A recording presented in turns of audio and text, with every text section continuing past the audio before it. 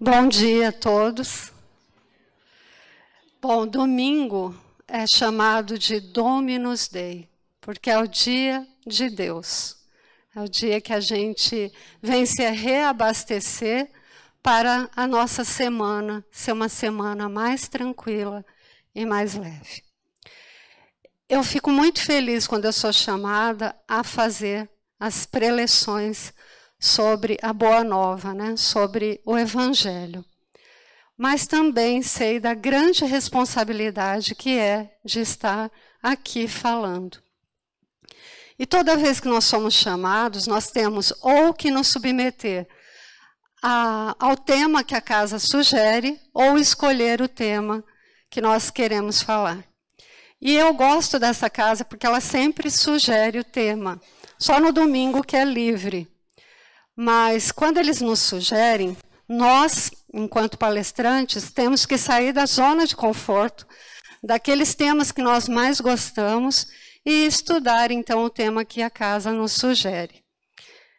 E eu fui chamada a falar sobre o médico Jesus. Eu gostaria de perguntar para vocês se vocês acreditam que há privilegiados na Terra. Não, mas há preferidos. E eu vou, ao longo da minha palestra, contar quem são os preferidos do Cristo. E o que nós mais podemos fazer por todas as pessoas que nós amamos é nos iluminar. E quando nós, palestrantes, falamos de iluminação, iluminação quer dizer trazer sabedoria à nossa alma. Porque luz é o sinônimo, então, de sabedoria. Porque quando nós somos criados por Deus, nós somos criados simples e sem conhecimento. Então, aquela ignorância que todo mundo fala, simples e ignorantes, é sem o conhecimento. E onde não há conhecimento, não há luz, não é? Porque se luz é sinônimo de sabedoria, nós temos sombras das quais nós precisamos iluminar. Então, o que a gente mais pode fazer por quem a gente ama é se iluminar, é crescer, é buscar sabedoria. E só é útil a sabedoria e o conhecimento que nós colocamos em prática. Então, não adianta nada nós estudarmos, angariarmos conhecimento e guardarmos tudo isso para a gente.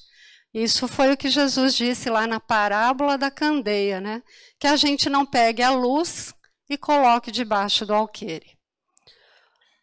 Antes de eu falar do médico Jesus, eu conheci há bem pouco tempo, no início desse ano, uma lição de Emmanuel que eu achei muito forte, mas também muito propícia para falar antes da gente entrar, então, no tema, o médico Jesus. Jesus disse que ele era o pastor e que nenhuma ovelha se perderia.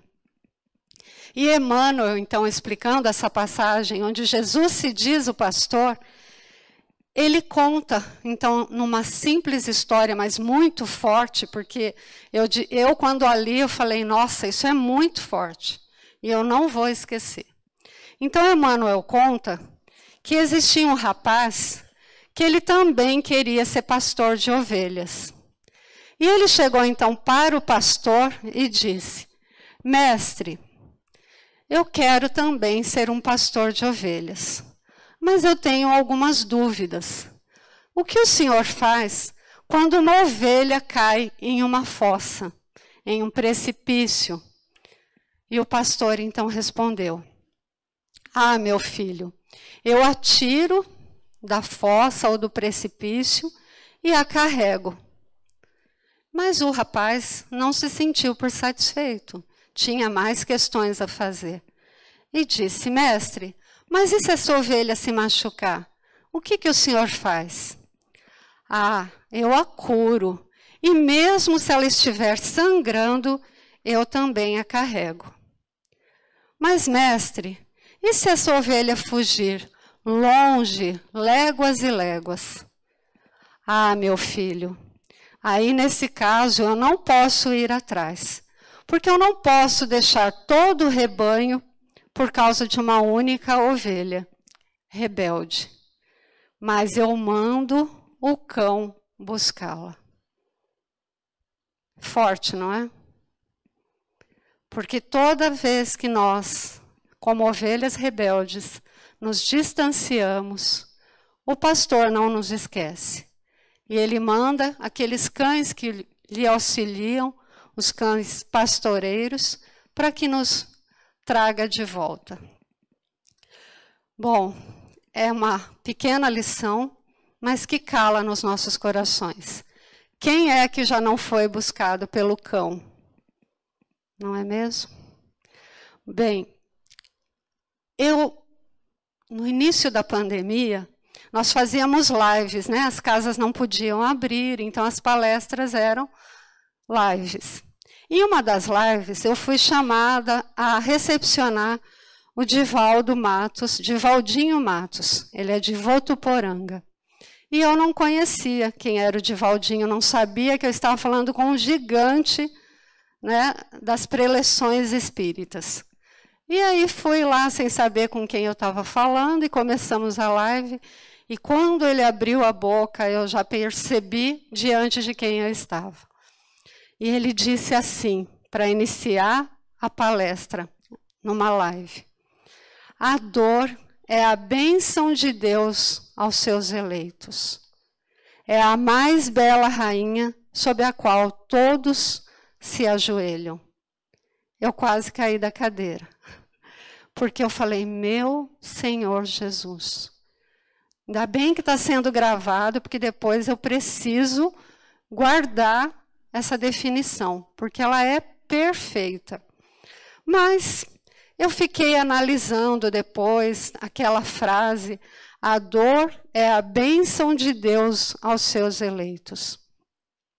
E eu confesso para vocês que depois, pensando e repensando nessa frase, eu, na minha ignorância de espírito imperfeito, que ainda sou, eu achei então que eu não queria ter essa preferência de Deus. Então, Deus prefere aqueles que estão na dor.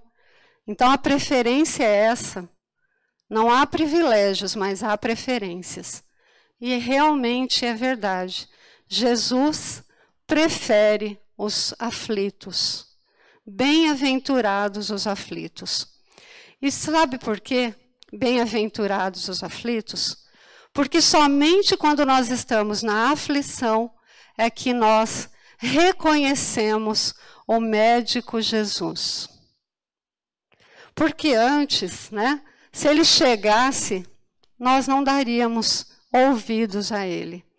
Então, o médico de Jesus é aquele que veio quando a gente está lá no fundo do poço, quando a gente está moído, quando a gente é aquele pássaro de asas quebradas. E esse encontro com Jesus, então, só se dá realmente dentro dessa situação descrita, então, por Emmanuel, né, brilhantemente, quando a ovelha está desgarrada. E aí, quando a gente está nessa situação, é que a gente vai perceber, lá no Evangelho segundo o Espiritismo, exatamente o capítulo que nós nos encontramos. Eu não sei se vocês têm aqui o costume de fazer o Evangelho no lar. Todos têm? Então, aqueles que têm, já conhecem o Evangelho de cabo a rabo. Porque de anos em anos a gente acaba revisitando todos os capítulos. Mas o capítulo que a gente mais vai se reconhecer é o capítulo 5. Porque é o capítulo que fala dos aflitos. E todos nós que estamos aqui, reencarnados, somos aflitos, ou já passamos por grandes aflições, ou passaremos por elas.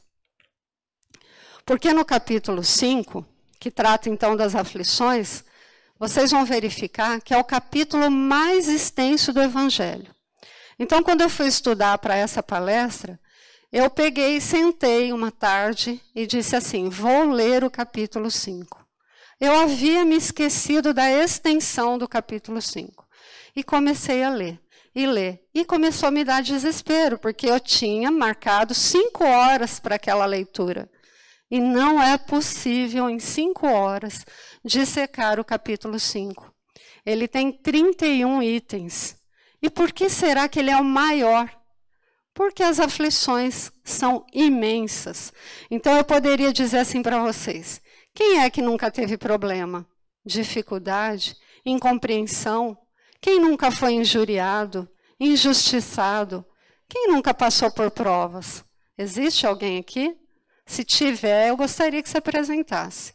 Quem nunca passou por amarguras, desafios, humilhações, calúnias, preterições, privações, necessidades, perda de entes queridos, doenças, preconceitos, enfim, todas as aflições possíveis e impossíveis de ser descritas aqui, porque são inúmeras. Então, esse capítulo, por isso se mostra o maior dos capítulos, porque grandes são as aflições das almas. E é nesse capítulo que a gente se enxerga, porque ele retrata com fidelidade como nós ainda somos necessitados e aflitos. E é por isso que se faz a necessidade da revisitação desse capítulo inúmeras vezes, para que a gente também possa reconhecer as nossas próprias imperfeições. Porque às vezes nós nos colocamos num patamar que não faz jus à nossa real condição. Então, por que será que nós temos tantas aflições? E esse capítulo vai nos responder. Porque qualquer item que a gente abra, nós iremos nos reconhecer. Porque nós somos, gente, todos muito parecidos. Não há diferença nenhuma entre nós. Algumas diferenças de algumas virtudes já alcançadas. Mas com relação às dificuldades, às sombras, às aflições, nós somos muito parecidos. E não há diferença nenhuma de quem está sentado aí para quem está falando aqui. Todos somos parecidos. Vivemos as mesmas situações, os mesmos problemas. O que muda é o nome, endereço, mas estamos juntos nas mesmas dificuldades, nas mesmas dores, mas há uma diferença de como nós enfrentaremos essas dificuldades e essas aflições. E aí, nesse capítulo, vocês vão encontrar um título, um subtítulo lá dizendo: bem sofrer e mal sofrer. Então, nós podemos bem sofrer, que é sofrer com Jesus, tendo a consciência que Ele está do nosso lado, e mal sofrer, que é se sentindo abandonado, se sentindo injustiçado. E eu sinto dizer a vocês que não há injustiçados. Tudo que nós passamos, nós necessitamos passar, seja para nos reajustarmos com o passado, que pode ser um passado remoto ou um passado recente, porque tem muita gente que diz assim: ah, deve ser coisa da outra vida. Às vezes não. Às vezes é uma palavra que você disse mal falada ou mal entendida pelo outro que criou um nó ali, numa relação, criou um ódio, uma mágoa da outra pessoa, ou com relação a você que ouviu uma palavra, né, mal dada. E aí, o passado é recente. Então, às vezes, nós temos a grande felicidade de já resgatar nessa, não deixar a dívida para a próxima. Ou pode ser uma prova também.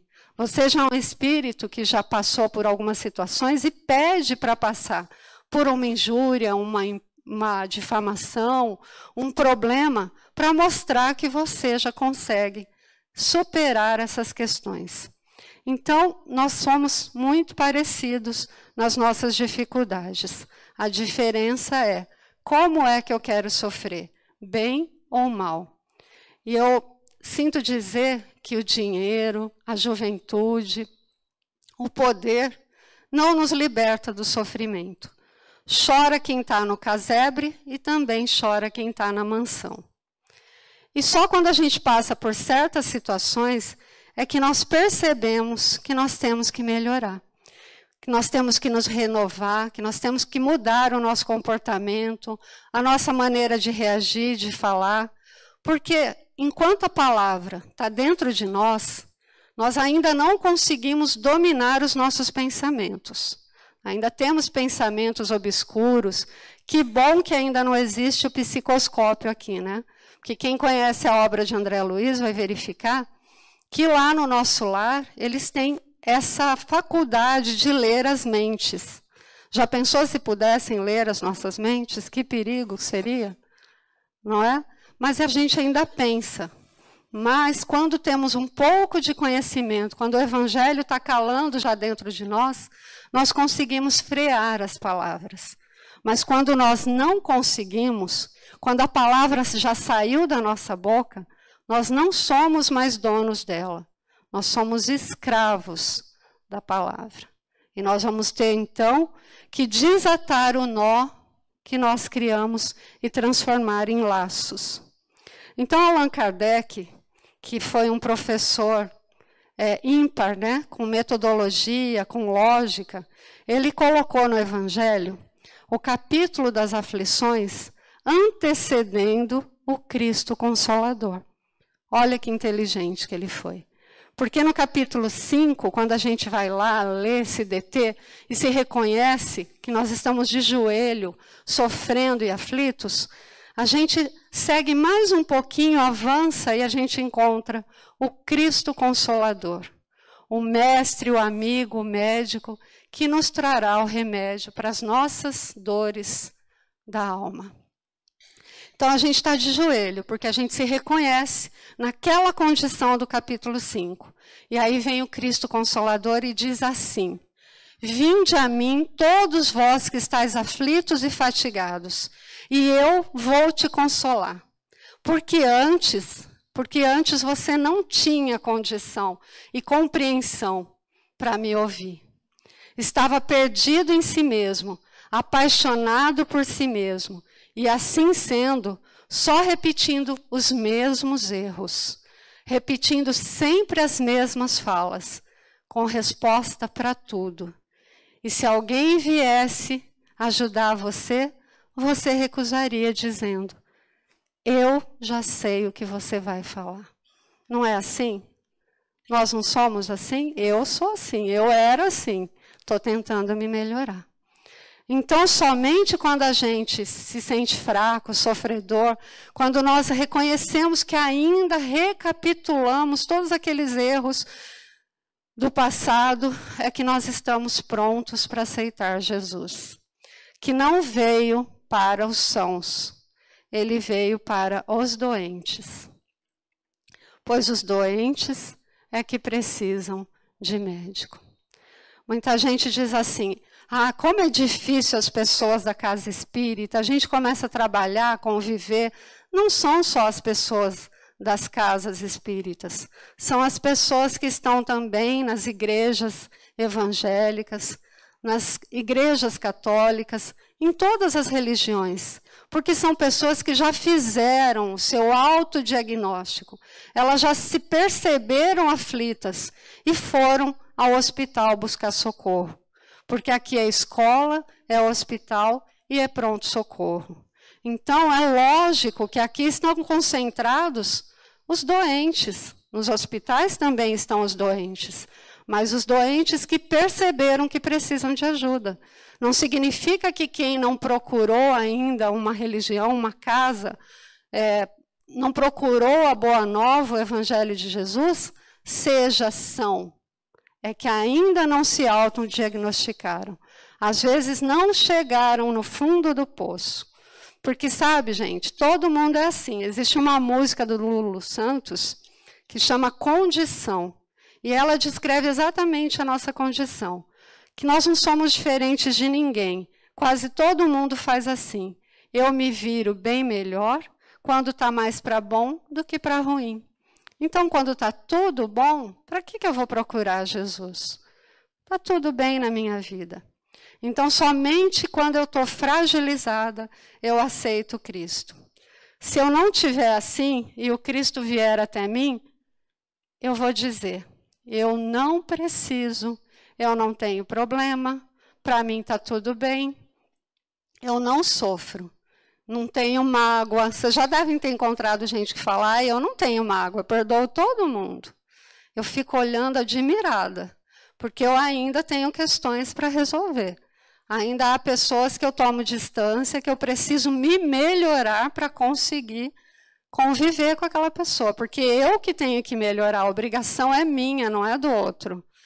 E ainda a pessoa diz, olha, eu sou quase um espírito superior, e eu nem sei o que eu estou fazendo aqui. Pasmem, mas há gente que pensa que é. E é assim que nós agimos. Então, nesse momento que a gente reconhece essa fragilidade, o nosso sofrimento é que chega o Mestre Jesus e diz, vim trazer o remédio para as vossas almas. E é esse remédio, meus queridos, que é o Evangelho. O remédio da alma sofrida.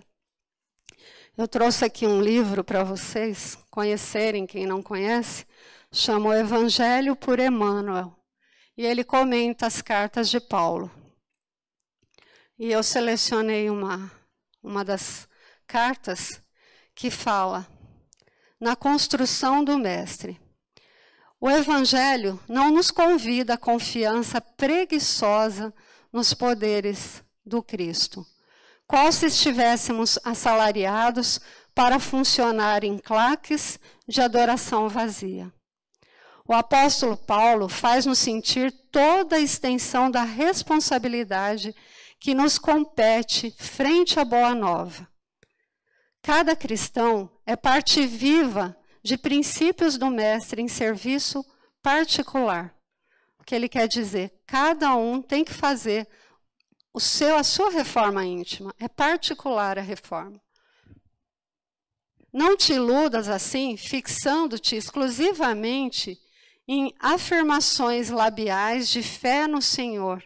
Então não adianta a gente falar, eu tenho fé, porque nós temos que praticar o Evangelho de Jesus. Sem adesão do nosso próprio esforço ao trabalho edificante que nos foi reservado. Então nós temos sentindo, pensando, falando e agindo nessa ou naquela ocorrência, é indispensável compreender que é preciso sentir, pensar, falar e agir, como se o Mestre estivesse sentindo, pensando, falando e agindo em nós e por nós. Então, nós precisamos sempre perguntar diariamente a nós mesmos o que faria Jesus. Será que ele faria o que nós estamos fazendo hoje? Porque sendo Cristo o dirigente e o mentor da nossa fé, todos nós, servos dele, somos chamados no setor da atividade individual a defini-lo e retratá-lo com fiel expressão. Então, o Mestre veio nos dar exemplo. Jesus, quando ele esteve aqui na Terra, ele mais exemplificava do que falava. Se nós formos ver as suas pregações e as suas exemplificações, nos 3 anos onde ele começou a evangelização, nós vamos verificar que ele mais exemplificou. Então, mesmo que nós tenhamos muitas lições bonitas arquivadas que ouvimos nas casas, nós precisamos mudar o modo de agir. Porque a gente precisa, quando chega o Evangelho, quando ele realmente cala dentro de nós, nós começamos a modificar o nosso jeito de agir. É quando a gente começa a entender o que o Evangelho tem a nos dizer. Quando nós reconhecemos o Senhor como nosso pastor e o Evangelho como nosso remédio. Quando nós nos vemos como uma alma enferma e o Evangelho, então, vai cicatrizando a nossa alma, vai pegando aquelas feridas e vai expurgando uma a uma. Então, quando o Mestre fez esse convite para a gente, vinde a mim todos vós que estáis aflitos e fatigados, se a gente for perceber, e eu tive essa curiosidade de fazer uma conta, porque a gente tem tempo para estudar, né? Quando a gente quer, a gente vai a fundo.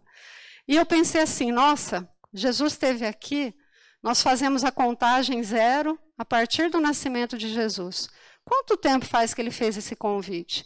Então eu peguei 2022 e tirei os 33 anos de Jesus e verifiquei que o convite foi feito há mais de 1989 anos.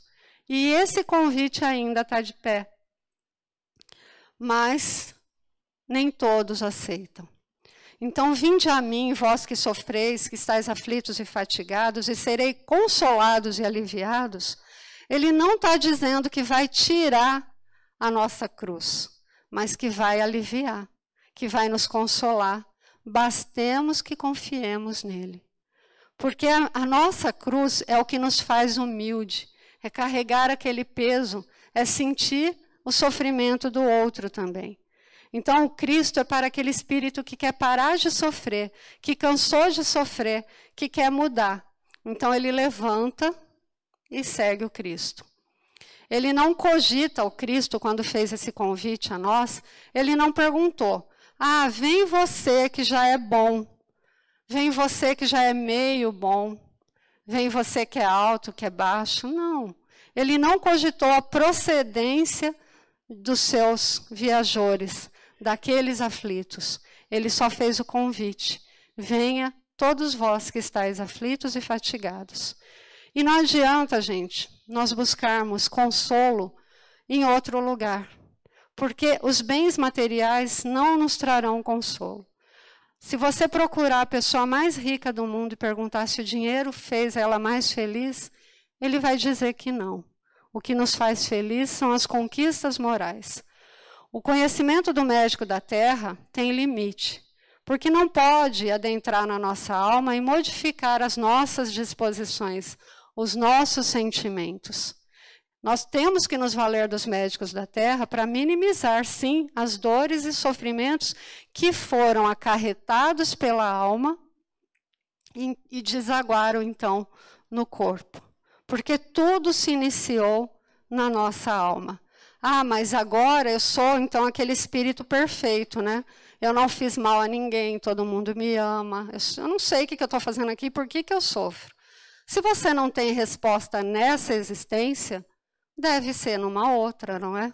Porque nós somos herdeiros de nós mesmos e somos arquitetos do nosso futuro. Então, as doenças do corpo, elas são sempre reflexo das mazelas da alma. E é nela que estão incrustadas todas as imperfeições que nos fazem padecer. Sabe esse reduto egoísta que nós mantemos arquivados de forma impensada dentro da nossa alma? São eles que nos escravizam há séculos. Porque nós queremos o bem do outro, desde que nós estejamos melhor do que o outro, na sua grande maioria.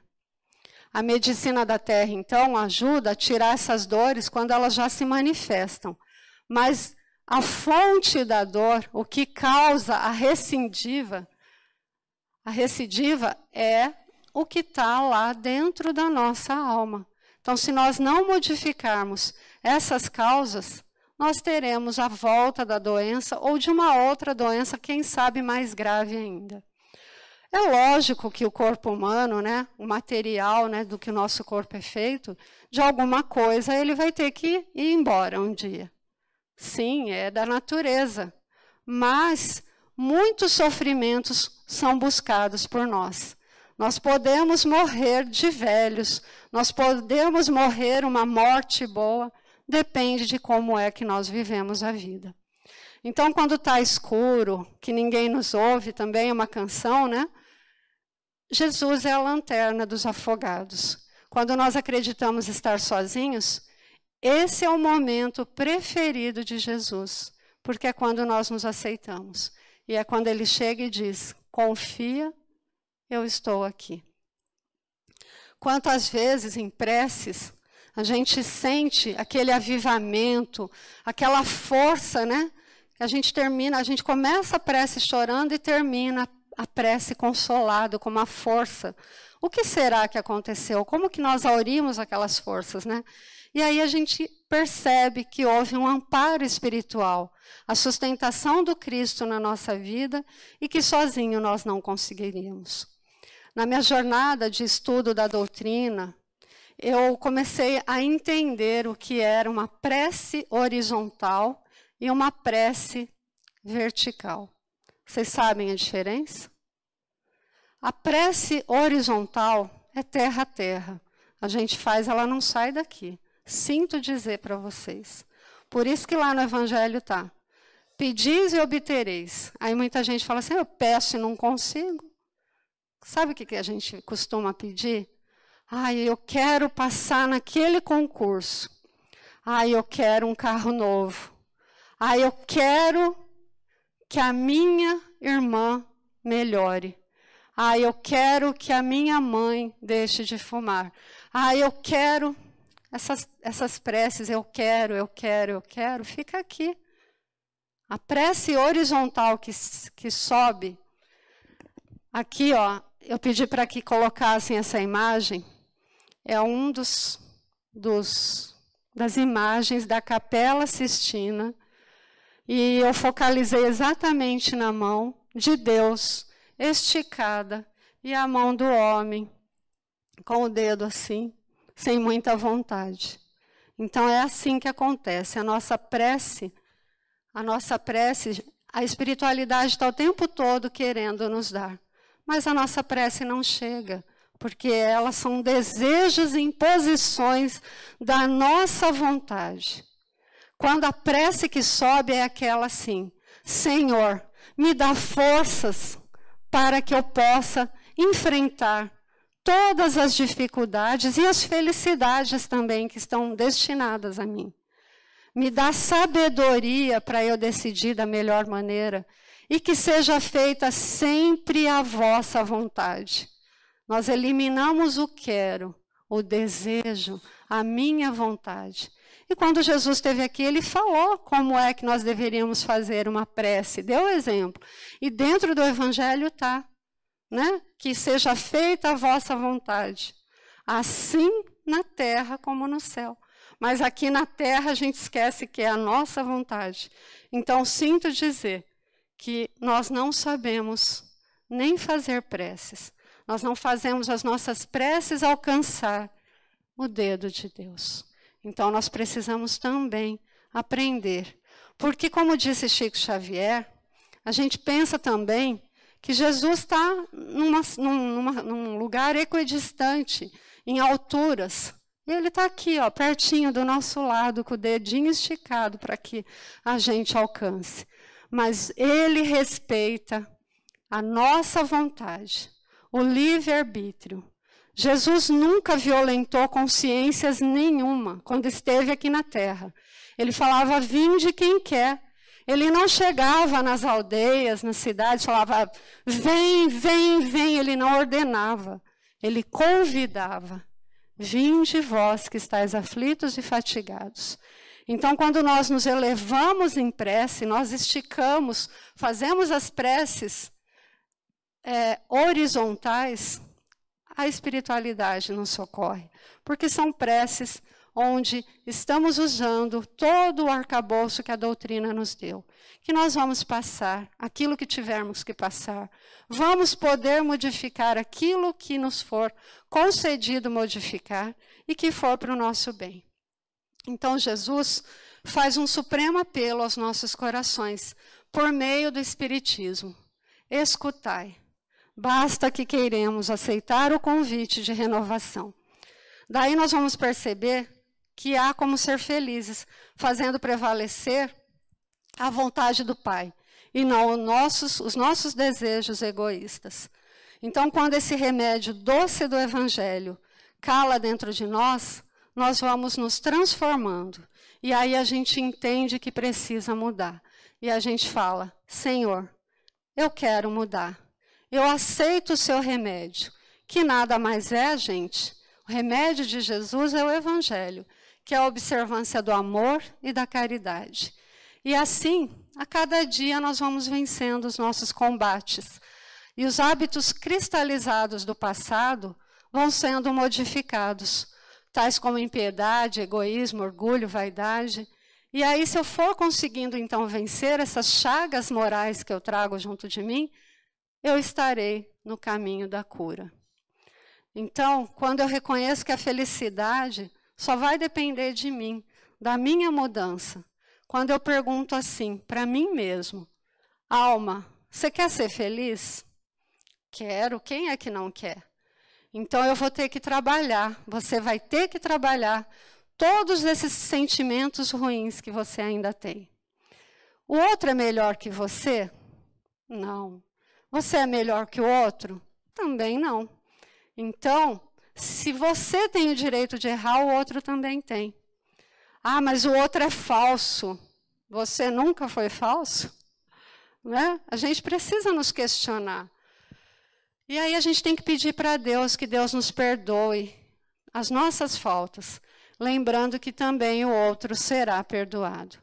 Então, são com esses questionamentos que objetivam a nossa melhora, a melhora das nossas imperfeições, que nós vamos regando, então, os sentimentos ruins, com todo o conhecimento doutrinário, vamos iluminando a nossa alma e transformando aqueles nós que nós fizemos, seja no passado recente, seja no passado remoto, em laços de afeto. Então, o convite do pastor, médico das almas aflitas e doentes, ele é renovado todos os dias.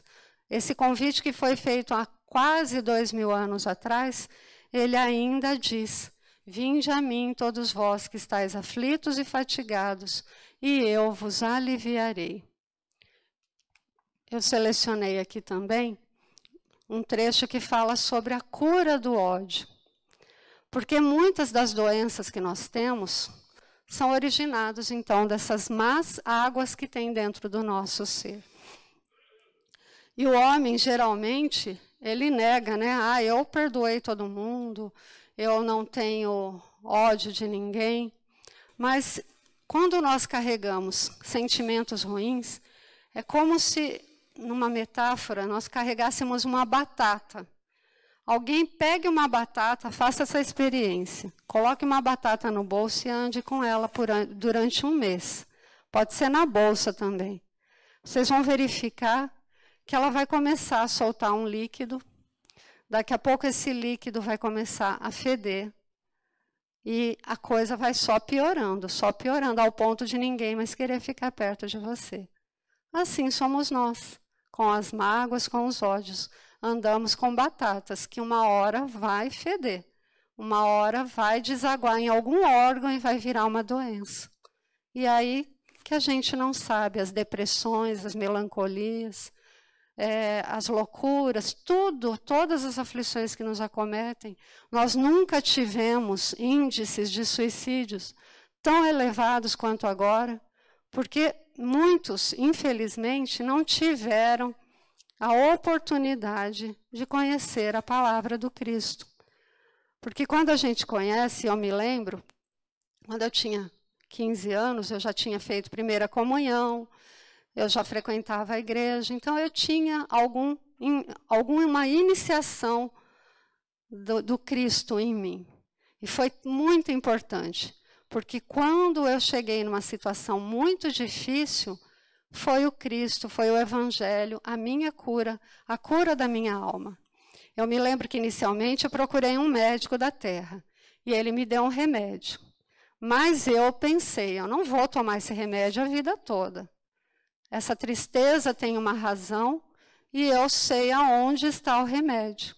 Eu não sabia como era o remédio. Eu não sabia que o remédio era doce, porque o remédio viria me salvar. Definitivamente, porque é assim que Jesus faz. Jesus, ele não traz um alívio provisório, ele traz a cura definitiva que nós precisamos, porque é ele que possui a moral como arsenal terapêutico para o nosso espírito. Ele é capaz de expurgar, então, todas as nossas iniquidades, todas as injustiças que nós fizemos, concedendo pela sua imensa misericórdia várias reencarnações até que nós possamos chegar à iluminação total. Bem-aventurado, então, as dores que nos trouxeram o médico Jesus.